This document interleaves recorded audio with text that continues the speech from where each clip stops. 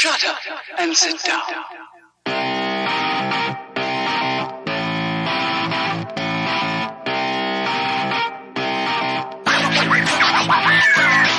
I want to welcome everybody to a crisp, refreshing, not so brief, but maybe brief episode of 305 of Third Shift. I said that all wrong, but I don't even care. You know what, folks? It's a wild day. It's a wild week. It's been a time. It is episode 305 of Third Shift. We are here. I say we because, of course, you hear me talking, Mr. Eric.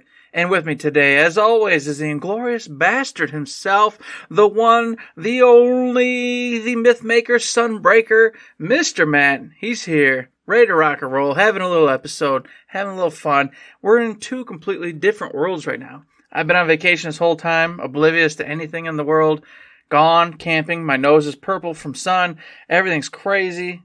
And Matt, he's been at work, living a normal life, doing what normal people do. So, you know what? Let's catch up. Matt, what are you doing? What's been going on? How is the week? Well, see, I'm going to answer that question, but I'm also going to say the roles are reversed now.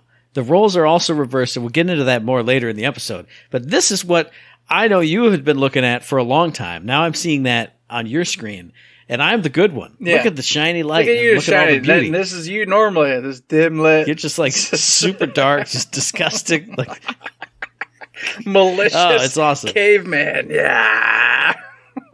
The angle's all weird. It's completely wrong. Everything's wrong.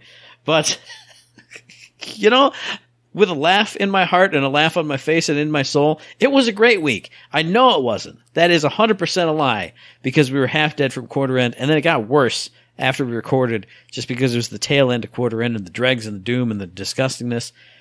But over the weekend, I said to myself, okay, you know, I beat Crackdown 3 during the tail end of quarter end there because I just went, screw it, I don't care, and it's the only game I can play. And as I stared at my console afterwards, I said, you know, you've been neglecting the Xbox. You've been playing a little bit of Crackdown 3 over the past month and a half-ish, but not like putting a lot of energy into it. Not, you know, I still put time into it, and it was a Game Pass game, so I still am following my New Year's resolution. But I went, it used to be I would start playing a Game Pass game. As soon as that one was done, I would instantly jump on another one. Haven't done that for a while. So I said to myself, okay, self, look at this console and find a game to play. And I actually did. I played it, I think, the day we recorded last time, and I forgot to mention it, but I started playing Disc Room, that Devolver Digital published game where you're a little spaceman, and it's just crazy discs, and you die a million times, but each disc room is kind of like a puzzle, where if you can die to certain discs, it unlocks other rooms, or if you do certain, you know, you live long enough in this region or in this room, it unlocks different doors and areas you can go into. And I'm like, this is pretty fun.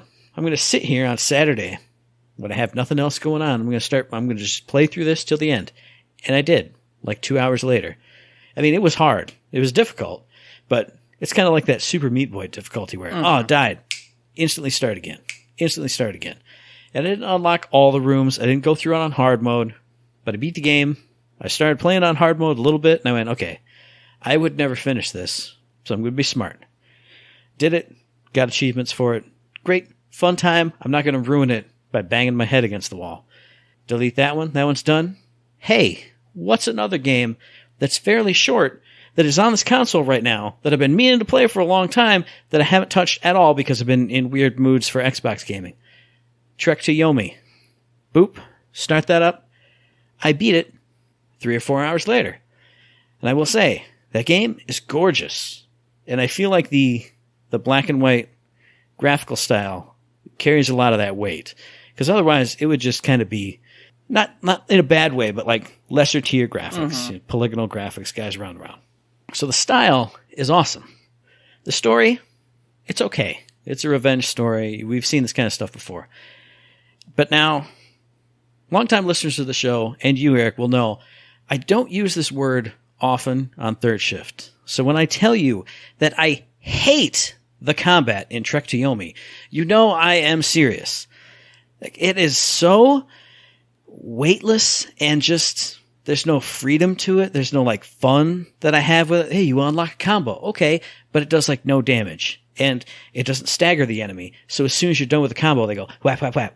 And it's just, there's no other word I can use other than weightless. Like, we've played Ghost of Tsushima. There is weight to that combat. When you hit somebody, it feels like you hit them. When you get hit, it feels like you got hit. In this game, it's kind of like, that's the combo. And when you're getting hit and comboed, it's just like, it was hard for me to parse it. Like, I knew it was happening. I was missing my blocks, or I was trying to do a counter and riposte. But when I would miss it, it would just like, health bar gone. Mm-hmm. It drove me nuts. And then every counter you did, it did the same counter animation. Like, a guy will raise his sword up like this and hack at you. You counter, it goes ping, like that. You know, a traditional counter.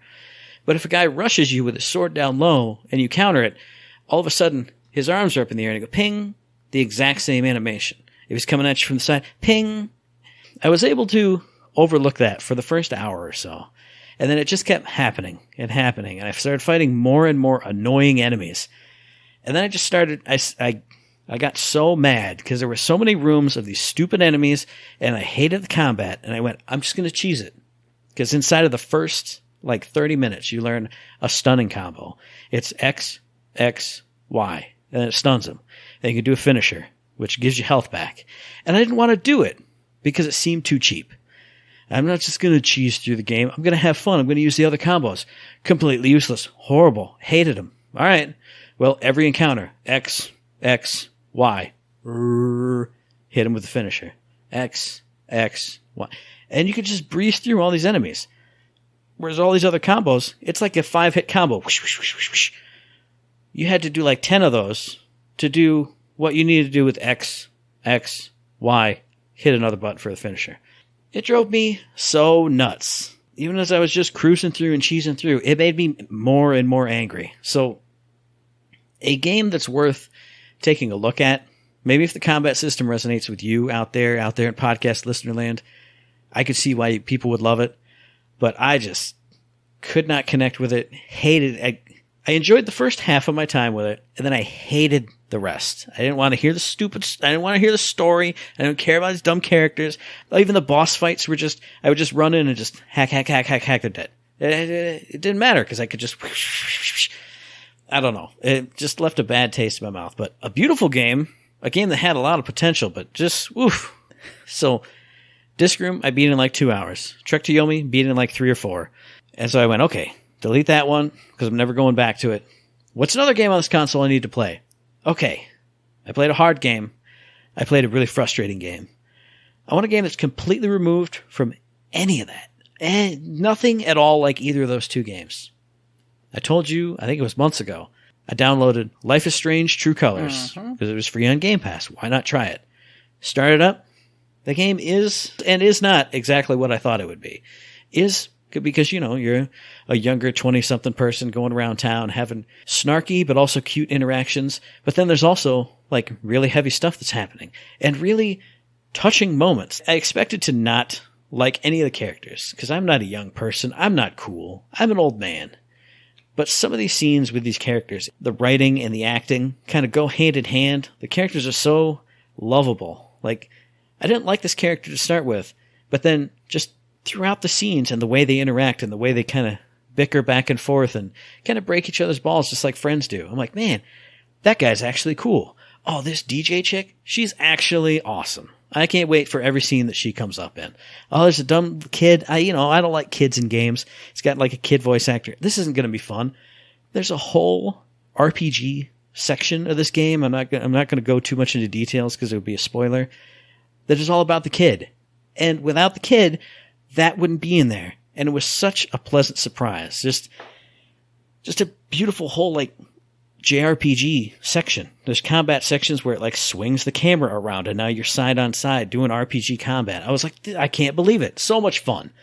So I'm having a blast with that game. I expected to just kind of zone out and just play it just to play it.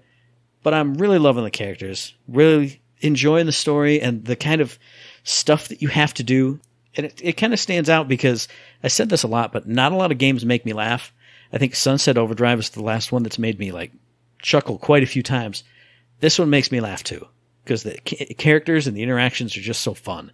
So it's getting a thumbs up right now. I think I'm only 3 out of the 5 chapters through it. So got a little bit of a ways to go, but I'm loving it. And, since there's different choices and different paths, I'm like, man, maybe I'll play through this one again. There's all kinds of weird collectibles to find, like items in the world that have emotional memories attached to them. You can kind of zoop in and you get an achievement for when you find one. Man, maybe I'll go through and get all those the next time. Maybe I'll make the optimal choices. I don't know. It's been a lot of fun, and I didn't expect that. And then today, played a little bit more of Persona 3 Portable, going through Tartarus, just having fun, beating up enemies. I haven't even gotten back to the dorm yet. From that first time you go in and you can get to the roadblock, all the way up to the roadblock, fused a bunch of Personas, having a bunch of fun. And that's it. That's my week. So, setting aside all the horrors of last week and just the grumpy funkitude that I was in today, on the video game front, it was fantastic. It was amazing. It was a great week. Eric, please, sir, regale us with the tales of your week, my friend. Ooh, boy, let me tell you. So, we finished up the last episode, and then I immediately took off on vacation. I got a brand new RV. As you all know, me and the family, we love to do camping. So we got this beautiful new RV. This is a whole different lifestyle. We go up to this campground. We get set up, and we're just having such a good time. So much more room than our little A-frame that we used to have and camp with. The fact that we can use the restroom in the camper, etc. We got running water in the camper, the whole nine. Changes everything. There's a couch. There's several chairs. I'm over here laid out on the couch, playing none other than some frickin' Persona 3 Portable in the AC, because, yes, this RV is a mid-size RV, but for whatever reason, they built a full-size for the larger A-class AC units on this thing. So, this sucker, man, you're talking ice cold in this camper. It's nice. Arctic weather. I'm feeling just comfortable, just fine. Everybody else is in sweaters and blankets, and I'm over here in shorts and a t-shirt, just living the life I want to live because I love cold. I hate the heat. And yes, I got to play Persona 3 Portable to my heart's content. And I'll tell you, man, this game's different. Persona 3 is not like Persona 4, and it's definitely not like Persona 5. So far, I've gone through the first block of Tartarus completely, did the whole thing, did the boss, did my midterms, got through those. Don't know the results yet, because like you, I go into Tartarus, and I don't come out of Tartarus until I've done all of that block. So, I did the midterms, got through that. There's a little bit of story, but not much. Honestly, I don't know what is even happening in this game still. I have no idea. Like, we're going into Tartarus, we're trying to stop the bosses in there to lessen the, whatever they're calling this thing, where the people are, like, losing their minds and becoming, like, vacant. Yeah. And that helps stop that or slow it down by us doing that. That's kind of the gist of it. And when you get to the final block and unlock it, which you'll find out soon enough, you'll find like an in-world kind of episode thing will happen. You'll fight a boss, and that directly affects what's happening in the real world. But that's it. I don't really know how people are finding, like, evokers. They're making evokers, and then they can find people who are able to go into Tartarus. I don't know what's happening with this, how this is all happening. Your boss, he's kind of like a goofball, so... He has got to be the last He's got to be a boss. Yeah, there's no way. As soon as I saw his face and heard his voice, I was like, that dude's evil. He's not the head of this. No. He's getting us ready to try and do something bad. Yeah. There's no way. That's exactly what I thought. I went, no, this is a setup. We're supposed to think he's a good guy, but he's going to turn out to be some maniacal boss man who's actually been trying to twist us or do whatever. Yeah, exactly. Me and you both sense this, so it has to be true. There's no way it's not the case. But yeah, he's a goofball who isn't really explaining anything, and you're too busy just like going to class and going to Tartarus. And then on top of it, you can tell right now, the interactions with your fellow teammates, with NPCs, it's very brief. So this is, I think, where they first got their footing with like actually hanging out with NPCs and learning to develop storylines with people, because I'm not really loving or caring that much about anybody. I mean, they're cool characters, but I'm just like, I don't really know you or care about you at all right now. I really wanted to have this conversation with you, so I'm glad you brought it up, because I just hit, I think his name is like Kenji, whatever, like the magician social arc. Yeah. I just got him today, and he's like a guy who popped up and went, hey, what's up with you, dude? Like twice before this. And they went, hey, want to go have ramen? I got nothing else to do. I'm like, okay, well, this is where he's going to become like a friend, and he's going to have his character. I'm going to start learning about him. He goes, oh, whoa, I love ramen. Isn't it cool? Yeah. Oh, thou art I, and I am thou. I'm like, I don't care about this guy. I don't even like his face. Yeah, his face annoys me. It looks like he's some weirdo. Yeah, he's always got like the one eye closed with a weird expression. I'm like, he's not my friend. What's going on? So it's so far just from my end for the first one. It's very strange. Yeah, I'm used to like you develop the friendship and then it goes cha-ching, you've awakened it. Versus here, it's just like it's a random person. Cha-ching, maybe you should hang out with him. Well, I don't want to. I don't know, it's weird. Yeah, I joined the Kendo Club. So there's 2 characters in the Kendo Club, and I don't remember. Yuko is one of them. That's the female. And then the guy who I've interacted with a ton, I don't even know his name still. Because it's just so abrupt. Like, everything you do with him is like 1 minute, oh yeah, I'm going to train to my heart's content. Yeah, so am I. I'm going to train too. Cool. Oh man, why didn't you show up today? Yeah, man, like, I think I'm dying or something. My doctors, they want me to go in and I shouldn't do this stuff.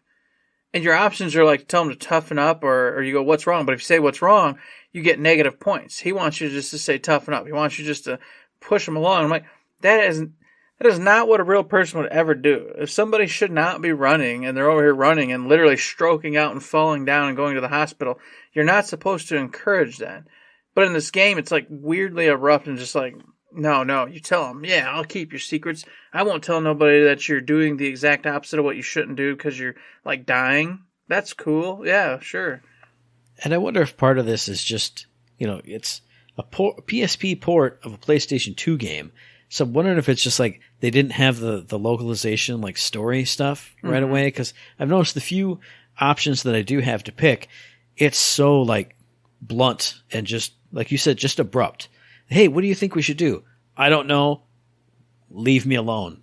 Well, which one should I pick? Because I feel like I know what we should do. But the only thing that's something that I am actively saying is get away from me. Get away. Well, don't want to do that. Like there's no nuance to it. It feels really weird. Yeah. So I feel like this is the training ground. And I obviously haven't played 1 or 2, but I feel like 3, just the way it's going, I feel like this was the shift. Persona 3 was where they started to make personas.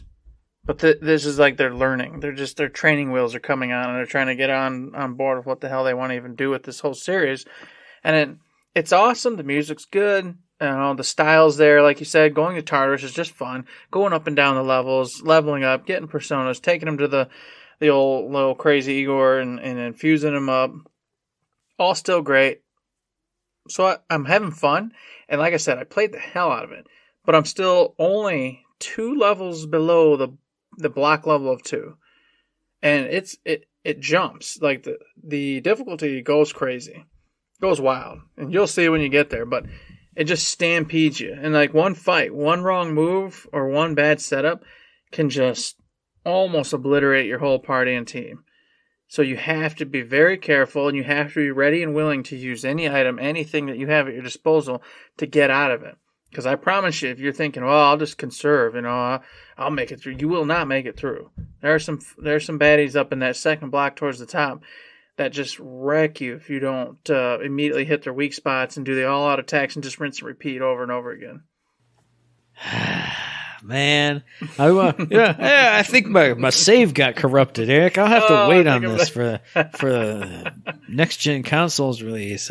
Hey, I'll be so busy playing through Persona 4 Golden again. I won't have a chance to get to this one. No, you got to do this one. I feel like this is. I don't think playing this one. I'm not going to do 1 and 2. I have decided that. I know we were goofing around like can't be a true Persona fan, but you know what? The more I'm playing this and I enjoy it, but it's definitely like, okay, this is probably the farthest back I'll go because I don't even think it's probably truly Persona in 1 and 2. I know there's a lot of people who say Persona 2 has some of the dopest characters or whatever, but I don't know. I think this will be as far back as I go because I can definitely see where they were trying to figure out what they wanted with this one. I almost feel like, though, like I said, I've seen pieces of some long plays of 1 and 2, and I know at least in 1, at least in the piece that I saw, like I've said before, you're moving your units around like on a map. Not a big map like a Final Fantasy Tactics one, but like a room map. And I'm like, but if I could move him, it's a different kind of combat. Maybe. That's true. If I'm right about that. So I still want to try it, but I'd be interested to see the differences, though. If it's just hardcore dungeon crawl, is it just more story-based? Not social link-based, because I know that's not there. But I don't know. I still want to try it, but it's just, I wish I had played Persona 3 when I first bought it on the PS2. Like, I still own it. It's in the pile of all the other games that I have. Wish I'd played it then, because then I could appreciate 4 more when that came out, and then 5 more, instead of going mostly 5, and then back to 4, and then back, just getting not worse, but worse. Regressing. The more I play. Yeah. You are regressing. Let's be honest. 4 was fantastic for different reasons. 5 still is the pinnacle, though. Yeah. And, people can say that 4 is better, but it doesn't matter. It's not true. 5 is the best. 4 is awesome. It is awesome, but I think you only see it through rose-tinted glasses. Therefore, that's probably why it's your favorite. But 5, just mechanically and whatnot, is just way better. Just hands and foot. We've had this discussion. Yeah, we've already talked about it. I can see people liking 4 for the characters more because they're a little bit more grounded. But mechanically, all the systems, the way you do things, it's so much smoother in 5. So yeah, way better. So still enjoying it. That's what I did about camping. Of course, we did all the camping stuff too. So make no mistake, a lot of my time was doing camping things. But leave me, wife and children. It's time for Persona. Go do whatever. I don't care. Are you still in that same dungeon? Shut up, wife. Leave me alone. Don't bug me. So while I was doing that, while I was having a good time, I also, the last night there, went, you know what, I need a change. I'll boot up the PlayStation. So got the TV out, did the whole rigmarole, pulled it out, and I went, you gotta stop pushing this back. Get Horizon back in there. So I popped in Horizon Forbidden West, and where I got stuck at was, as I've said on an episode previous, but if you didn't know, it requires you to actually start using all your capabilities. Your grappling, all the different drop downs, jumps, this and that. And I'd forgotten it all because I'd stopped playing for such a long time because of Elden Ring and whatnot. So I just barreled my head, just pushed against it, but boom, boom, hitting a wall over and over. Finally got to the point where I understood how to play Horizon again. Sure enough, hours go by. I get through this entire little mini dungeon, whatever you want to call it. Story's progressing, stuff's happening. I'm getting the notes. And it feels great. Feels good again. And then, of course, it busts me out of this dungeon and back out into this open, beautiful vista I go. And it's like, all right, now you know the next main mission. But, of course, here you are. You can go complete more side missions, do whatever you want. So I just started doing more side missions, having a blast, having a good time with it. I'll say it again. The enemies aren't as easy as they used to be. You definitely got to pay more attention nowadays. But it felt good. It felt right. I'm back in Horizon, and it feels good. And I'm not like, this is too much. I don't want to play this. I do think, though, like I said, the battle system, having to switch so much now between the different arrows and the different, the poison, electric, etc. I think they just went too far with it. Like, I feel like I'm just switching constantly now to, like, match up whatever enemy type I'm going up against. And I hate to say that because it is cool to have it be more, a little more complicated, a little more finesse. But I don't know. I just miss be able to pull out them hard shell arrows and just freaking go to town. And if I was accurate with my shots, I was smoking these robots. And that just isn't the case anymore. At least not yet. Maybe, like I said, later I'll power up enough to be able to do it. So that's my only qualm. But I had a great time. I'm so glad to be back in Horizon. And then, Matt, what happened? I came home. Uh-huh. All right, this is last night. And I went, you know what I'm going to do?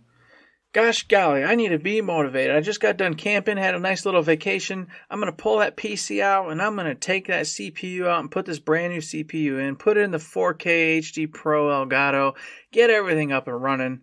It's going to be beautiful, and I'm going to do cable management while I'm at it. I'm going to get everything done. This computer is going to be shining, ready to go. Enough procrastinating, enough screwing around. So I ripped it all out. I ripped it all apart. Now, I forgot about something. There's a backplate when you put in the new CPU that you got to put the backplate in. Then, of course, you wrench down the heatsink to the CPU itself. Well, I forgot about it. So I'm over here just like pushing down this thing. Like, why the hell? What am I missing? Why is it not gripping anything?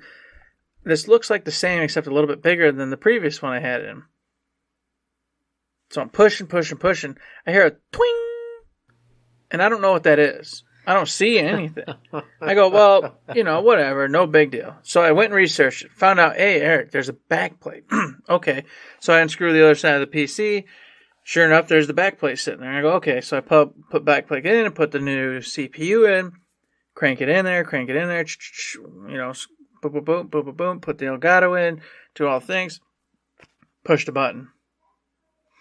Everything cranks on. Everything's whirring, all the lights are on, but no signal. Okay. Check all the plugs. Make sure everything's plugged in right. Make sure everything's good to go. Redo it. Nothing. Okay. All right. Hang on a second. All right. Take out the RAM. Took out the RAM. Put the RAM back in. Cleaned it off. Looked at it. Blew it out. Put it back in. Checked it. Nothing. Okay. Video card. Took it out. Looked at it. Blew it off a little bit. Put it back in. Plugged everything back in. Nothing. Okay. This is weird. Sure enough, I look, there's a light on it. It says DD RAM, the light on the motherboard. And I'm like, well, okay, what the hell does that even mean? It's a yellow light. So they're like, oh, well, you got corrupt RAM? No, I already did that. One at a time. Still nothing worked. Okay, well, it also can mean you got your heatsink too tight. Okay, loosen that up. Still nothing. Well, it ain't that. Loosen up more. Got to the point where it's barely even hanging on to the actual. Still didn't work. All right. I don't know what's happening. Let me just put the old one back in, get it all back up and running. Put everything back old in. Didn't run anymore. Still, that third light, yellow, DDR. Okay, is this too tight? I don't know. Loosen it up some. Still on. Nothing. Okay. With the old one in, take out the memory. Did that. Nothing. Video card. Nothing. All right, let's put the new one back in, but then put it on, because the new one actually has an internal graphics card. So I'm like, maybe it wants to boot from that. It just, for whatever reason, isn't recognizing the 3060. So I uninstalled, took it all out again, put the new one back on, put it all back in. Boom. Internal. Nothing. Okay. I don't know.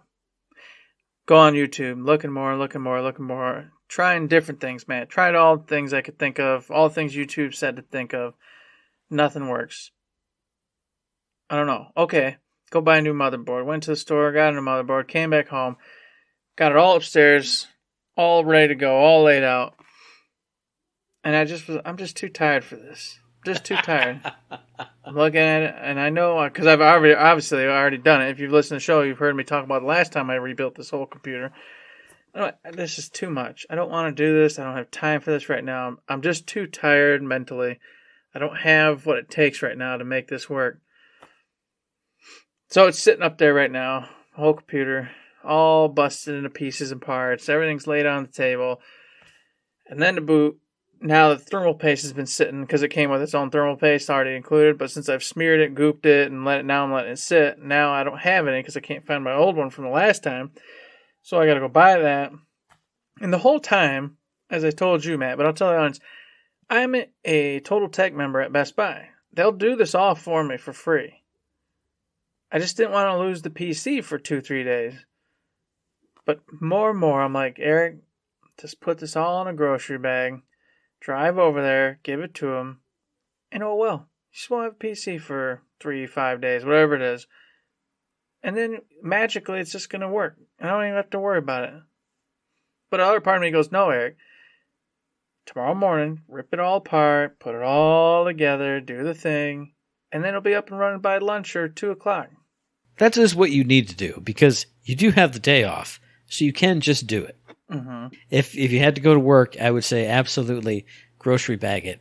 And I was going to give you 100% crap on this, because you didn't tell me the ping story of the backplate and the things and the cranking it down. You heard it go snap and magoo. Well, but all I knew was when you texted me and said, my computer's all blown apart. I'm at Best Buy trying to get the stuff to fix it. And I was going to come on this podcast and say, Eric, do you actually know how to build a computer? Because every time you open that goddamn thing up, it's completely destroyed. Or every time you look at it or touch it, or you think about touching it, it's a boom. And I was going to give you crap. Now, I mean, I should still give you crap because you did break it. You just said it right now. But you're the Total Tech member at Best Buy. You should have gone, here's my rig, thunk. Here's this thing. Put the thing in. I won't have it for 2 days. Whatever. That's what you got to start doing. I should have done it originally. Today when I went to get that motherboard, yes, I should have just taken it with me. And just went, you know what? Here's the motherboard I want. put that bad boy in, install all the other parts with it, and then call me when it's done. And then just drove back home. I should have done it. But now that I've already come back home, which is 30 minutes away from this place, that's why there's this whole, like, no. Now I need to just do it myself. I already have the stuff here.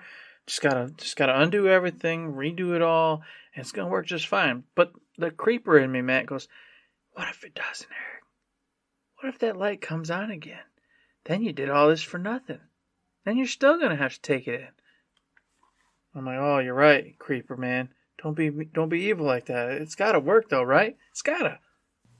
I'm sure it will, because you have the only thing that it could be. The motherboard. It's this. Yes. Yeah. It has to be something on that went ping. Ping. Now it's disconnected. Now it's whatever. Mm-hmm. This is why you just be me, Eric. You pay a premium for a pre-built whatever. Well, I did originally, remember? Right. But then 5 years down the road, you just go, or 10 years or however. Just dump it. It's time for a new one. Thunk. I'm not taking things apart. I'm not putting pieces in. Thunk. There it is. I was thinking about that just today, and I said, you know what? I'm gonna go on a middle ground with that. From now on, I will just buy one pre-made, all ready to go, and then a few years later, I will upgrade the graphics card, and then after that, just get a new one and call it a day. So I'm in the a next middle one ground. would be too strong, and you'd have to do other stuff. Then just cut it off, throw it in the trash, and then buy a whole new one. Because the graphics cards, any dummy can put if you can't put a graphics card in, you probably shouldn't even have a PC. Even I did it, and I don't do PC stuff like at all. Exactly. So that screw part, it open, you just take it out of a slot. Yeah. Yes. So that's what I'm gonna do from now on, because it's just such a headache, and it's stuff is so simple. It isn't like building a PC is that hard, but it's just any little piece, any little wrong twing or twang, anything, and you don't know. You don't know what it could have. You don't know what it was, what it could have been, and all of a sudden, it don't work. Now, unless you're a guru, there's really not much else for you to do beyond typical YouTube troubleshooting, and then you're screwed. So to hell with it. To hell with it. So I'm on my laptop right now, Matt. I'll record the show. And I remember having those same fears when I first put in my my flip top on my PS2 so I could play import games and stuff. It was like, oh, take it off. You're going to void the warranty as soon as you open it up. Okay, but before you do that, make sure you take... It's just like when you install like one of them sticky phone cases. Put it in a humid place so there's no dust. Put on gloves so you couldn't possibly electric shock anything. Because if you touch one wrong thing in here, your whole PS2 could blow up. Okay, don't put this here because it could. Oh God. It's like with everything. You read a mile of disclaimers. 90% of the time, it goes fine, no problems. But that 1% is when it's not worth it. Take your thing, give it to them. If they screw it up, then they got to pay for a new one. Exactly. Yeah. You don't got to worry about none of it. Plus, I'm not good with cable management. They do cable management. So on top of it, them being responsible and them fixing it, they'll also make it so all the cables are perfectly tucked in as best they can possibly make it, so that way you get that cool streamer-looking PC with the lights, and everything, and the cord's not all just flopping and flooping every which way. As long as they're not touching fans, who cares? You know what I mean? You know what I mean, Matt? I've seen your external cable management, so I can only imagine what that PC has going on inside. Don't even worry about it. Just like a pot of spaghetti. Just take the cover off and like the spring loaded, like the can full of snakes. That's got to be what it's like in there. It's the computer's fault. It gives you these cords that are like the all-in-ones, and they got like 27 6-pins, 27 8-pin. Why? Why not give you the option of like 3 or 4 different sets? Ones that have like only 2 6-pins and 2 4-pins or 2 8-pins. Or just have the box and you plug in the cords you need. Yeah, or a bunch of singles or something. When you gave me your old graphics card, then the power supply that went with it, my power supply was this big. I'm making a hand gesture nobody can see. And it had like 2 little springy cords that went straight to where they were supposed to go. You gave me the new one. It was 3 times the size, and had just an Ouroboros of it was like an octopus. I was like, well, there is all this room in the case, so I guess I'll just shove all these 6 cords that I'm not using, because I only need 2, and there's 8. Cram it in there. It's crazy. Man, you can only imagine what it's like nowadays, where you actually do need around 6 to 8 of them. Yeah. And then you're tucking the other 40 away. It's ridiculous. It's too much. It makes me think, mentioned this to you before because I think one time you were talking about cleaning out your case. And it was like 1,000,000 pounds of dust in there. I'm like, computers should just be open. There's no goddamn case because there's all these wires, there's all the things. Why unscrew all the stuff to get to it? It should just be like an outline of the case, like a skeleton of like a building. It should be that, and then you just like everything's just open air. Yeah, or just like slap some very clear, very vented panels on it. And flip, flip, flip, flip. I don't know. It just when I had to cram all that in there, I was like, this is stupid. This is dumb. And then there's computers with 1,000,000 more components. They're all it's crazy. I don't like it. It's wild. So I don't like PCs. I like my console. It's just a box that I put a power plug and an HDMI cord in it, and it's done. It's fixed forever. Yep, you ain't gotta worry about it. That's the beauty of not PC, of consoles these days. You still just play, just have fun. That's what it's there for. You don't gotta worry about none. So make sure you give your computer guru, your tech out there, some loving, because I know so many people. Trust me. Who are like, oh hey Jim, can you help me out, man? Like I'm having trouble with my PC. I'm a dum-dum. I don't know anything. And then they've got to come. They, meaning he, she, whoever, come over and help you. And I promise you, you underappreciate it. You just go, oh, that's cool, thanks. Having no clue what they had to do to make it work. Thank them. Because that stuff is ridiculous, and sometimes you, the dummy, me too, because I've screwed up my PC 1,000 times now. It's a lot of work, and it's stupid and unnecessary. And you know what, PC? I love you, but I hate you. I love you, but I hate you. Just, I don't know if we'll ever just see eye to eye, but that's been the week. So here we are on our laptop, recording, one tiny screen. I'm used to 3 screens. It's a tough time. I just got off camping, having a good time. I don't know what's happening anywhere. I don't know what's going on, but I'm here. And Matt, you're going to tell me, did you do anything? What game did you play? What's happening? What game release is out? Did you play it? Did you touch it? Is this one we should pay attention to? Is this we never do dookie games. We got to do a dookie game release one of these days. We're like, hey, here's a piece of trash. Don't play this one. You know what I mean? I'm with that. Well, I did do that. I talked about that in my what did I do this week? You sort of do, but I kind of wanted to.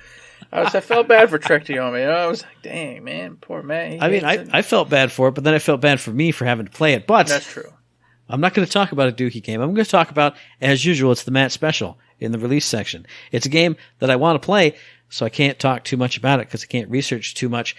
And also, you shouldn't research it too much either, because what I'm talking about, Escape Academy, which is coming out tomorrow as we're recording this on the 14th for Xbox, PlayStation, and PC, developed by Coin Crew Games, published by I'm8bit and Skybound Games.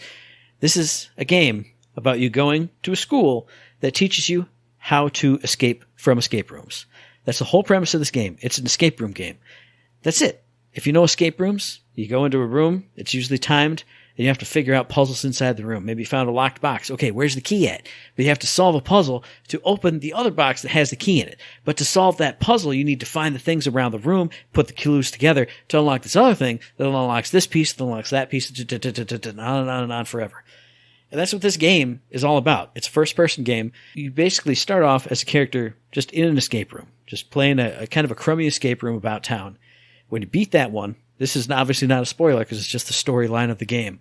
The person who's running it goes, hey, actually, I'm not just like an escape room staff person. I'm the headmaster of Escape Academy, and I want you to come in and earn your degree and go through all of our courses and become, an escape room expert. And so that's the basic story of the game. You're going through, and each instructor has a room.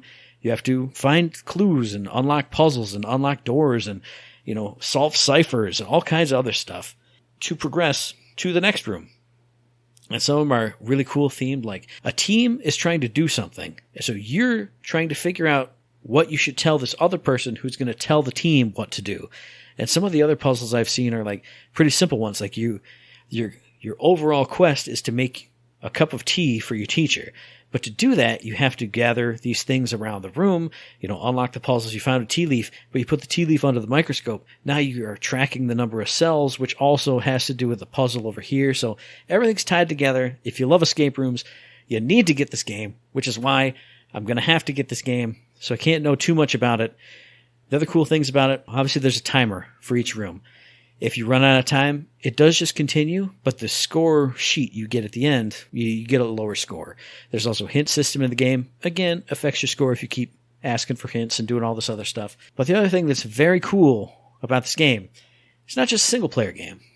It's a co-op game. And we're talking couch co-op, split screen, or online co-op, also split screen, which I think is awesome because you and I, we played It Takes Two most of the way through. And part of the charm and the fun of that game is seeing where you are, what you're looking at, and I'm here where I am, and trying to coordinate the two of those. Maybe you found something over here that I'm going to need over here, but if I can't see it and communicate it to you if you're not seeing it, that's what this game's all about. So maybe you need to solve something over here. Someone's got the cipher on the screen, but you need to go find the pieces to even know what it is that they need to unlock it. It just sounds like a ton of fun. I read a couple of reviews of like husband and wife teams playing it and just having a ball with just the co-op aspect of it. I know my buddy did some escape rooms and had some fun with them. I'm like, man, this is pretty cool. What's another cool thing? It's free on Game Pass. So you can just play it for free. If you got a buddy who has Game Pass, he can play it for free too. You can play it for free together. Now, the only downside of this game, all the rooms are always going to be the same. So once you've played through it... That's pretty much it. Yeah, a 4 or 5 hour experience, depending on how good you are. That's it. You can run through it again and get the best time and a higher score, but there's no leaderboards, there's no nothing like that, which makes sense because as soon as you beat it, you can probably do it in 30 seconds. It doesn't matter. But if you're up for some fun puzzles, some escape room gameplay, with a buddy or without, either way, check out Escape Academy. I'm going to be checking it out. Like I said, it's free on Game Pass. As soon as I'm done editing and posting this podcast, I'm going to go do it. I'm going to go download it. I'm going to have some fun. I totally wanted to check this one out too, man. I got to say, it was so tempting. I love escape rooms. Played through several of them in the last few years. You know, they're kind of waning now. You don't see them too much anymore, but it was such a good time. And then I was like, well, is this going to be a legit one? So I went and watched some video playthroughs of it and watched a couple reviews, and it looks awesome. It looks like they nailed it. They know exactly what escape rooms are, what it's all about. And then the gaming part of it all allows them to go even further. So there's even more weird stuff they can do. It looks just like a hoot. Just a good old time. I do think, though, I do agree with the whole, once you've played it once or twice, that is pretty much all it is. So this is definitely a game that just expires. Because, you know, once you know everything, there's really no purpose to do it again. Now you're just doing it to be fast, and then, okay, sure. The other part that I like about it, too, that I've seen from the little bits of gameplay that I saw, is it kind of reminds me of just a point-and-click adventure game. Because there's lots of stuff that doesn't have to do with a puzzle, but you can click on it, and your character will have like a little observation, like a punny or a witty observation, or just an observation about the character that this thing belongs to, which you don't really get in a traditional escape room. You're kind of just, not to say this like in a rough way, but like tearing the room apart and saying, does this go with this? Does this go in that? Versus this, it's a character's room, or you're trying to do something for that character, so you're exploring it, and your character kind of makes observations. So I like that point-and-click adventure game aspect of it. Look at chair. Oh, it's highlightable. What does he have to say? Oh, doodly-doodly-doodly. Little bits like that. I like that. Exactly. So if you like that, get out there and check it out. And of course, while you're doing that, I've got a little game too that I need you to check out. I don't know why or when we talked about this, but I feel like it was recently. Klonoa Phantasy Reverie series has just been released July 8th worldwide on every system. The Xbox X, PlayStation 5, PlayStation 4, Nintendo Switch, PC, wherever you want to play it, it's there. And this game, well, in this, there's two, mind you. Two games. It's Klonoa 1, Klonoa 2, respectively, from 1997 and 2001. It was developed by Monkeycraft, published by Bandai Namco. They went ahead and remastered these, cleaned them all up, especially part 1, cleaned that up a whole bunch, gave it the 3D elements to the baddies and everything else that 2 had, but 1 did not. So that's all been done for 1. 2, they just polished up. Both of them are running at like 60 frames, 4K resolution. So beautiful, beautiful, old school 2D game. Well, hang on, that's not right. 2D action, you know, the platforming, but it's got the 3D worlds. And that's what made Klonoa special. And that's what we talked about, I think, some time ago on some episode. There's not enough of these games. And Klonoa always was one of the ones that I wanted to play back then because for that very reason, the whole 3D world in a 2D environment, it's just so cool. I can't tell you and I can't describe how neat it is to be going on a 2D side-scrolling adventure. But then, for whatever reason in the level, you see the path going off into the distance, you know, that way. and you can actually get to it. So you'll jump and do like a triple thing, and all of a sudden, boom, the screen flips, and now you're going down the path going into the game itself. It's so fun. And of course, Klonoa, the cool little mascot that ain't as big as Mario and all the others, but big enough to where I feel like there's a need and a want for it. And I'm hoping that this is a testing ground by go ahead and remastering 1 and 2 and bring them out so everybody can play them on any system they want to. I hope it's them seeing if people are interested in this so that way we can get a part 3, out there maybe. I don't know. All I can tell you is that it was a wonderful, both of them are really cool games to play back in the day. And now from all reports, they're even better to play. I will say this though, the music in the original one is still like that old PS1 music. So if that's not up your alley, that is what it is. You're getting 32-bit music because they didn't get the upgrade until, of course, the PS2 where they had the DVD, etc., and allowed you to really look super sharp, super cool, and super jazzy. But for them, like I said, graphics been updated, 60 frames per second, 4K. Colors have all been, retouched, redone in both of them. The music's the OG, basically from 1. 2's is, all snazzed up and ready to rock and roll. If you haven't tried these out, I highly recommend it. They're just some wonderful 2D platformers in a 3D environment. Very colorful. Also, from what I hear, very easy. They're not really challenging. Nothing. The baddies don't actually attack you per se. There's the cool, fun boss fights, but beyond that, you're basically just trying to jump around and grab the baddies and use them to propel yourself to the next spot you need to get, or get rid of a baddie that you need to get rid of to move to the next spot. And that's the gist of it. And you're doing this all in a very colorful, fun world with all sorts of cute NPCs that are going to assist you and go against you. That's Klonoa in a handbasket. Now that's a handbasket that I feel like I'm gonna have to grab up, because I remember Klonoa 1 from that Toys R Us wall where you would see all the games and you'd flip them over and see the back of the thing and go, man, should I get that? I flipped that cart over, had to be 50 times. It's like, man, maybe I should get this. Maybe I should get this. Maybe I should get this. And it was never the right time. There was always something else, or I didn't have enough money and I was just kind of flipping through the carts to see what I should get next. And then after it was gone, all I heard was how great Klonoa was. And then Klonoa 2 came around. And it was like, hey, remember how great Klonoa 1 was? And I went, no. And they went, hey, man, we like this one too. And I went, cool. Maybe someday I'll get that one. And I never touched it. I've never touched either one. I've watched the speed run of Klonoa 1, so I know the grabbing and kind of like boosting yourself off of the enemies type of gameplay. And it looks interesting. It looks fun. So maybe this is the time for me to finally play some Klonoa. Because I've always heard, I just said it, always heard about how good they are. Never experienced it once.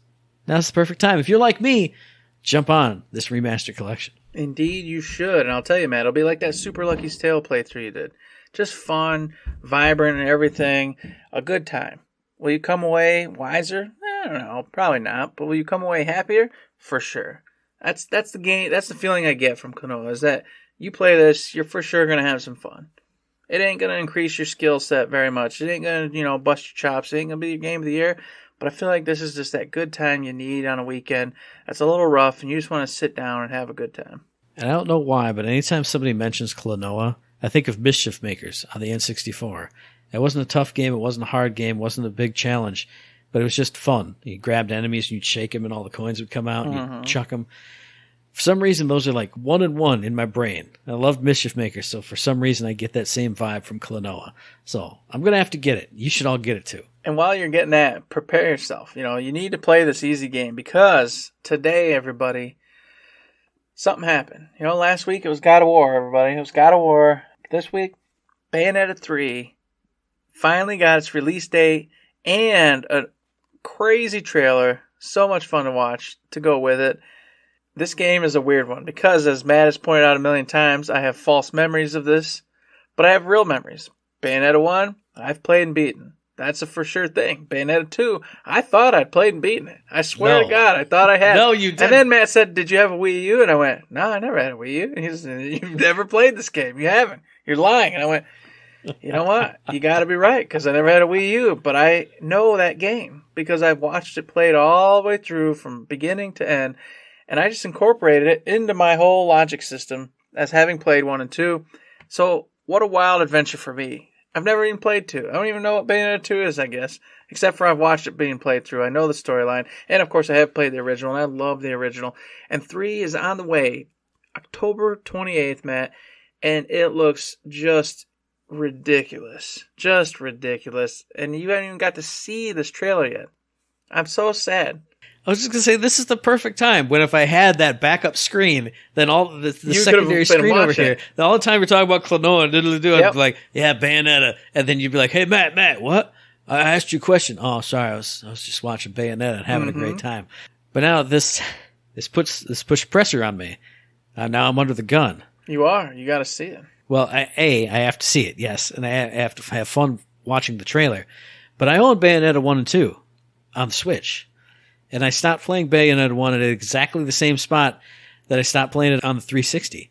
So I got to dig that out. That is the dead last, because I think that's the first thing I ever played on my Switch. So it is dead last on my library of games. I got to get Bayonetta 1 back out and beat it. And then play through Bayonetta 2 and have another one up on you, Eric, because I would actually have played it and beaten it. And then we can play Bayonetta 3 and have a great time. But I am psyched for it, because this is a game... I mean, we've talked about it for how many years now? We've seen trailers of it and rumors of it and this forever. and that of it for at least 3 years. I was going to say 4, but I think that's too far. Yeah. It's one of those games I thought was never going to come out. No chance. Maybe 2025. Boom. Coming out this year. That's crazy. I am excited for it. Even if I don't get to beat 1 and 2 first, I'm excited for the third one. Well, and then, of course, in the trailer that you're going to watch, but you haven't seen... So you got Bayonettas going around to these different multiverses where different hers are screwing around and doing different things. So you're going to meet different versions of yourself. Yes. There's this new crazy character, Viola, who's a witch in training, who makes an appearance here and is doing all sorts of stuff. So fun mystery character, a lot of returning favorites. You'll see some of them pop up. And of course, Bayonetta herself just being all, snarky and fun and doing what she does best, but with these other alternate hers. And it was so cool. I was going to say, this has to end the same way that one Star Trek episode did, where Worf was going through all the different alternate timelines, where like all the Enterprises came together and shot at the thing. The ending has to be a million Bayonettas. A bunch of Bayonettas you never even saw, just having cameos, just jumping in. I'm Chinese Bayonetta. I'm black Bayonetta. I'm space alien Bayonetta. I got weird tentacles flying everywhere. It's got to just be every Bayonetta concept art they could have ever thought of, slammed into a character, just crushing down the multiverse and stopping the whatever is keeping that from going on. It's got to be crazy. And then, of course, if you're out there thinking, that Bayonetta's pretty cool, but, I got kids and a wife who probably doesn't want me, playing this game with weird stuff.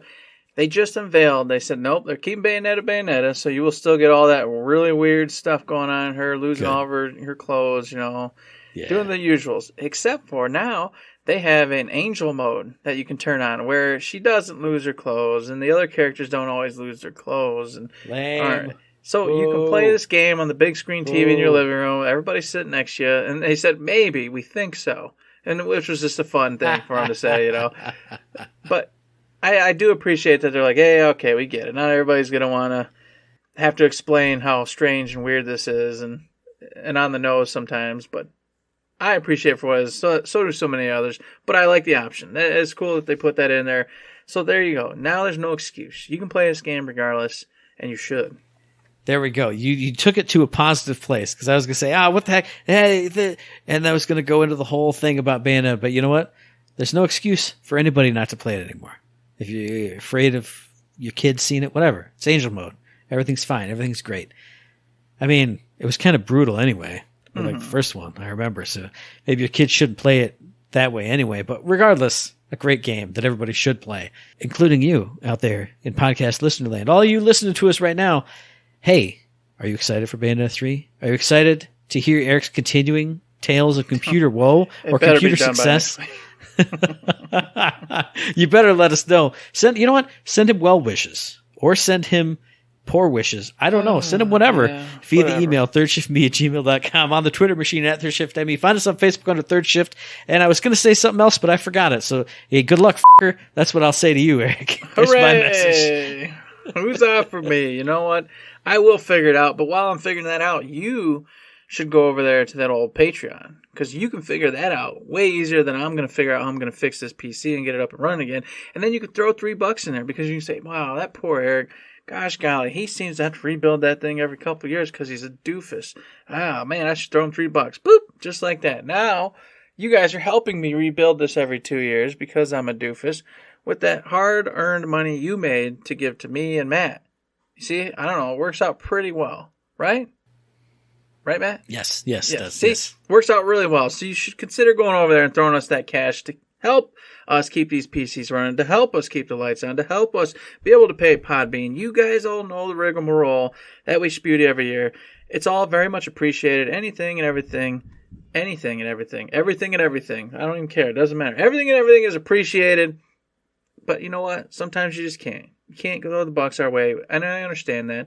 You got to pay them bills. Gas is $5,000 per gallon right now. Trust me, I know. I just took an RV camping to Saginaw Bay and back, and you know what? It costed $200 to get that thing there and back again. So I understand. I get it. You can, though. Hey, you know what? I really want these guys to talk about this next week. You can go ahead and send us a little thing. Boop, boop, boop. And this, you know what? Maybe that week or the next week, we'll talk about whatever it is you want us to talk about, as long as it's pertaining to something interesting.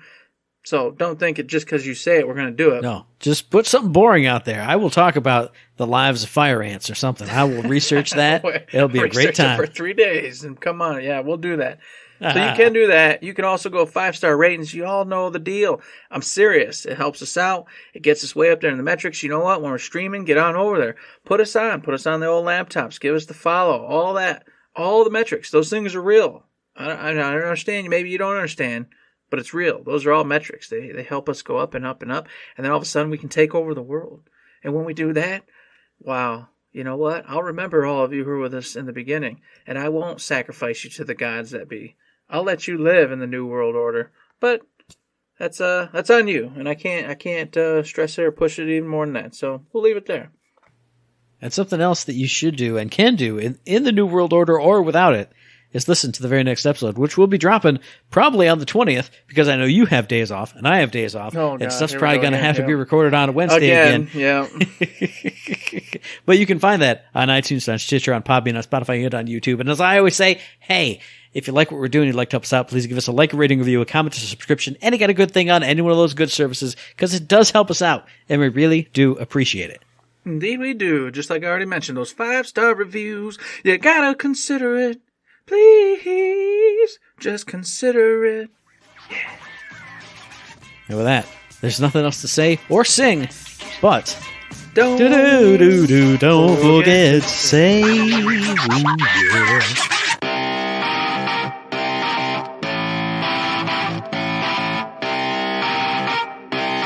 Shut up and sit down.